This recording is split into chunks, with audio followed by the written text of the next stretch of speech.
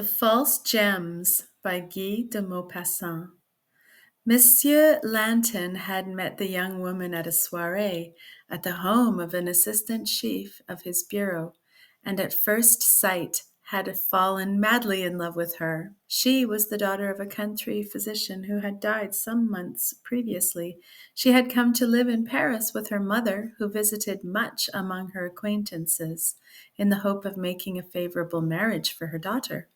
They were poor and honest, quiet and unaffected.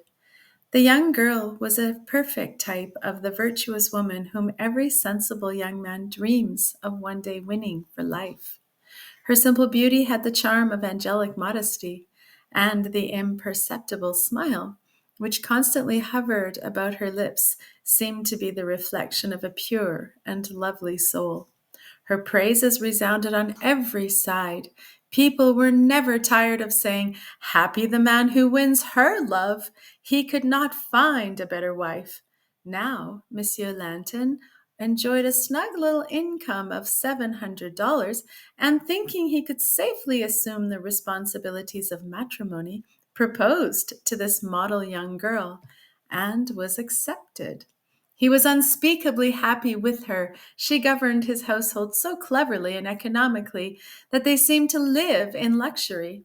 She lavished the most delicate attentions on her husband, coaxed and fondled him, and the charm of her presence was so great that 6 years after their marriage, Monsieur Lanton discovered that he loved his wife even more than during the first days of their honeymoon. He only felt inclined to blame her for two things: her love of the theater and a taste for false jewelry. Her friends, she was acquainted with some officers' wives, frequently procured for her a box at the theater, often for the first representations of the new plays, and her husband was obliged to accompany her, whether he willed or not, to these amusements, though they bored him excessively after a day's labor at the office. After a time, Monsieur Lanton begged his wife to get some lady of her acquaintance to accompany her. She was at first opposed to such an arrangement, but after much persuasion on his part, she finally consented, to the infinite delight of her husband. Now, with her love for the theater came also the desire to adorn her person. True, her costumes remained as before simple and in the most correct taste, but she soon began to ornament her ears with huge rhinestones which glittered and sparkled like real diamonds. Around her neck she wore strings of false pearls, and on her arms bracelets of imitation gold. Her husband frequently remonstrated with her, saying, "My dear, as you cannot afford to buy real diamonds, you ought to appear adorned with your beauty and modesty alone, which are the rarest ornaments of your sex." But she would smile sweetly and say, "What can I do? I am so fond of jewelry. It is my only weakness. We cannot change our natures." Then she would roll the pearl necklaces around her fingers and hold up the bright gems for her husband's admiration, gently coaxing him, "Look, are they not lovely? One would swear they were real." Monsieur Lanton would then answer smilingly, "You have bohemian tastes, my dear."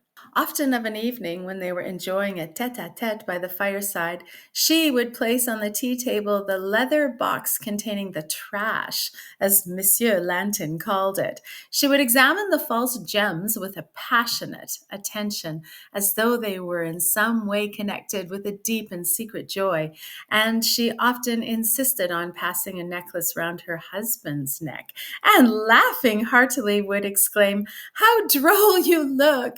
Then she would throw herself into his arms and kiss him affectionately. One evening in winter she attended the opera, and on her return was chilled through and through.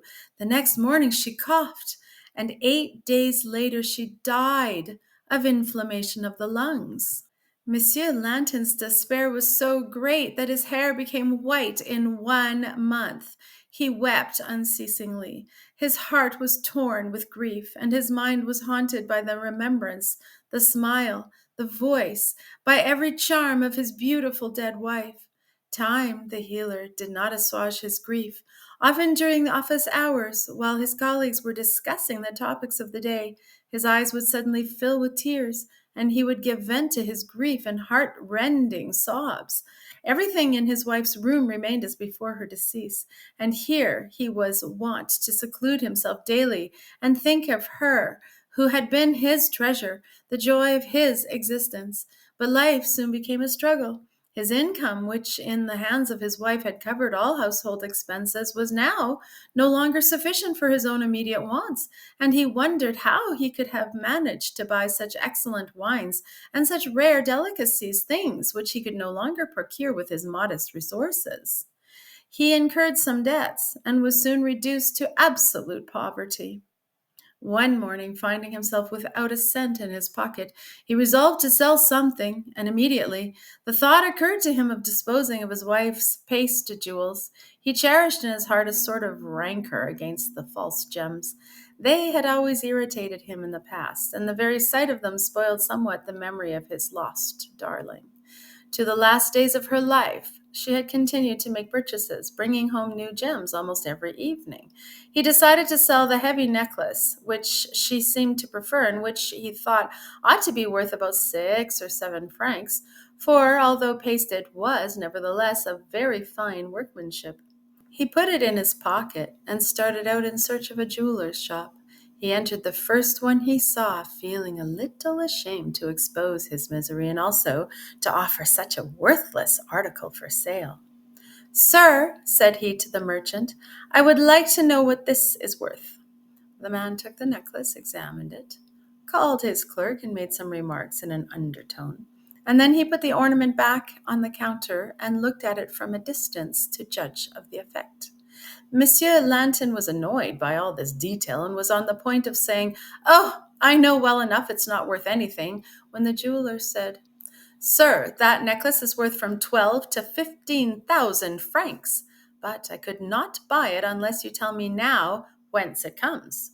The widower opened his eyes wide and remained gaping, not comprehending the merchant's meaning. Finally, he stammered, "You say, are you sure?"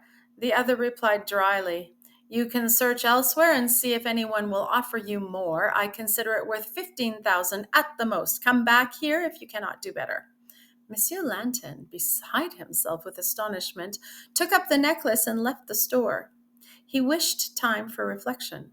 Once outside, he felt inclined to laugh and said to himself, "The fool! Had I only taken him at his word!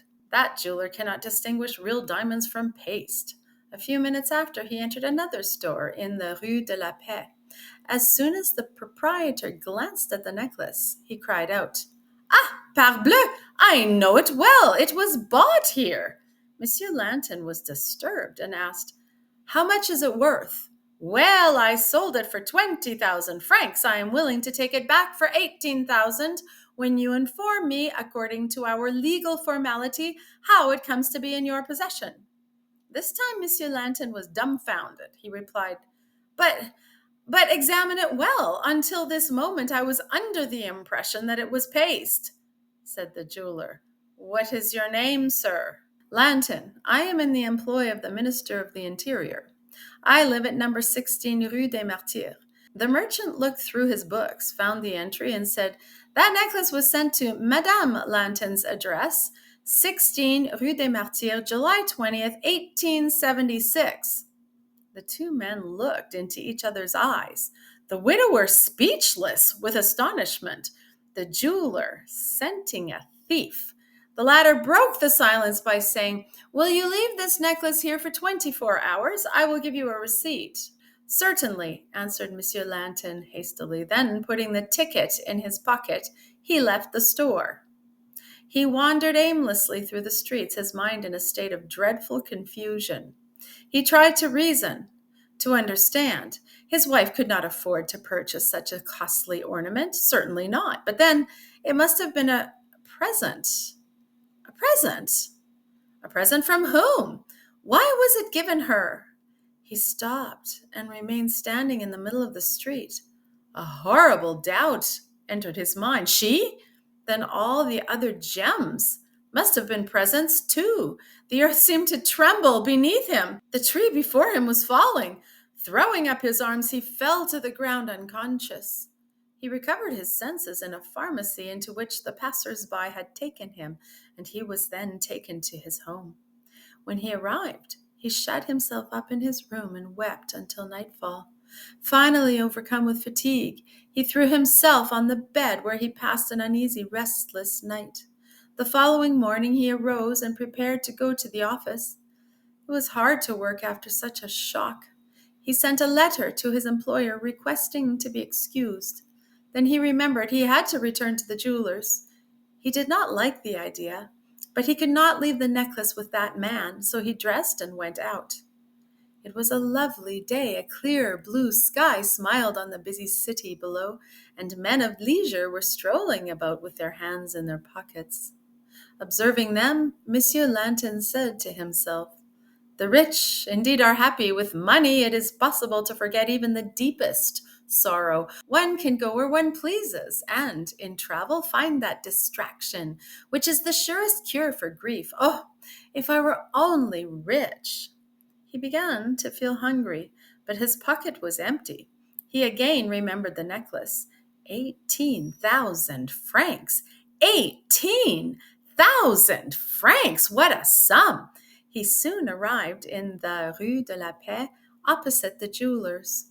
18,000 francs! 20 times he resolved to go in, but shame kept him back. He was hungry, however, very hungry, and had not a cent in his pocket. He decided quickly, ran across the street in order to not have time for reflection, and entered the store. The proprietor immediately came forward and politely offered him a chair. The clerks glanced at him knowingly. "I have made inquiries, Monsieur Lantin," said the jeweler, "and if you are still resolved to dispose of the gems, I am ready to pay you the price I offered." "Certainly, sir," stammered Monsieur Lantin. Whereupon the proprietor took from a drawer 18 large bills, counted and handed them to Monsieur Lantin, who signed a receipt and with a trembling hand put the money into his pocket. As he was about to leave the store, he turned toward the merchant, who still wore the same knowing smile, and lowering his eyes said, I have other gems which I have received from the same source. Will you buy them also?" The merchant bowed. "Certainly, sir." Monsieur Lantin said gravely, "I will bring them to you." An hour later he returned with the gems.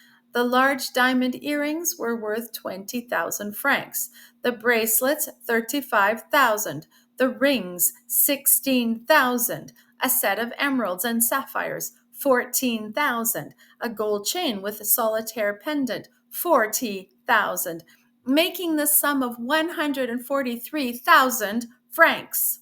The jeweler remarked jokingly, "There was a person who invested all her earnings in precious stones." Monsieur Lantin replied seriously, "It is only another way of investing one's money." That day he lunched at Voisin's and drank wine worth 20 francs a bottle. Then he hired a carriage and made a tour of the Bois, and as he scanned the various turnouts with a contemptuous air, he could hardly refrain from crying out to the occupants, "I too am rich. I am worth 200,000 francs." Suddenly he thought of his employer. He drove up to the office and entered gaily, saying, "Sir, I have come to resign my position. I have just inherited 300,000 francs." He shook hands with his former colleagues and confided to them some of his projects for the future. Then he went off to dine at the Café Anglais. He seated himself beside a gentleman of aristocratic bearing, and during the meal informed the latter confidentially that he had just inherited a fortune of 400,000 francs. For the first time in his life, he was not bored at the theater. He spent the remainder of the night in a gay frolic. 6 months afterwards, he married again. His second wife was a very virtuous woman with a violent temper. She caused him much sorrow. The end.